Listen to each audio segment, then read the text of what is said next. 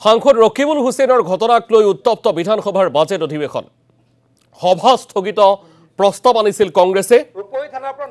অধ্যক্ষই প্ৰস্তাৱ খাৰিজ কৰাৰ পিছতেই বিধানসভাত হুলস্থুলীয়া পৰিৱেশ দোষীক গ্ৰেফতাৰৰ দাবীৰে সদনত শ্লোগান কংগ্ৰেছী বিধায়কৰ অখিল গগৈ অখিল গগৈ বহক আপুনি সাফাই কেলে বহক তেখেতে সাফাইটো কেলে গগৈ আপুনি বহক জড়িত নেকি আপুনি বহক আরে মন্ত্রীহে জবাব দিব মন্ত্রীহে জবাব দিয়ে সাফাই আপনি বহক এর সাফাই কেলে দিয়ে অখিল গগৈ ডাঙরিয়া প্লিজ অখিল গগৈ রেকর্ডত না যাব অকল মন্ত্রী যাব তাৰ পাছত তেখেতটো এটো বিভাগৰ মন্ত্ৰী নহয় আৰে প্লিজ এটো বিভাগৰটো মন্ত্ৰী নহয় পাৰিলে মই ক'ব পাৰিম আৰে অথৰাইজ দিলে সবে পাৰে বহক না অধ্যক্ষ বহক প্লিজ কৰা আছে সম্মানীয় সদস্য নিজে লগাই মৰাইছে মানে এই বিষয়ে অলৰেডি হিডেনাও আলোচনা কৰিছে সৰকাৰে স্টেটমেন্ট দিলে আজি এডজৰ্নমেন্ট আছে অ্যাকশন টেকিংৰ বিষয়ে জনাইছে মই তাৰ কাৰণে হাউস এডজৰ্ন কৰি আলোচনা কৰাৰ মানে কিবাটো আজি দিব নোৱাৰো কাৰণ আমাৰ ৰুল 50 ৰ ডিসকাশন আছে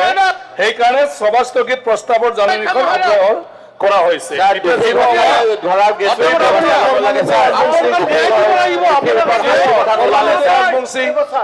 স্যাৰ এটু কোনো সৰ্বানন্দ ৰাজবংশী শাস্তি দিব একো কথাই কোৱা নাই জিৰো আৰক্ষীৰ প্ৰতি তদন্ত হ'ব এইবিলাকো কোৱা নাই স্যাৰ জিৰো আৱাৰ মাইক আমাৰ মাইক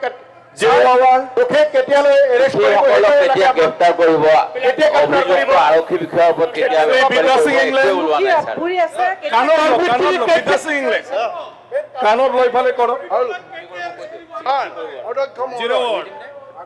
জিৰো আৱাৰ অসমীয়া খবৰত 2011 চনৰ পাছত জন্ম হোৱা সকলৰ নাম নাই আয়ুষ্মান কাৰ্ডৰ সুবিধা লোৱাৰ ক্ষেত্ৰতো ব্যৰ্থ আমি মন্ত্ৰী ৰিপ্লাই ৰেচন কাৰ্ড স্যাৰ এনেকে সাংসদ এজনক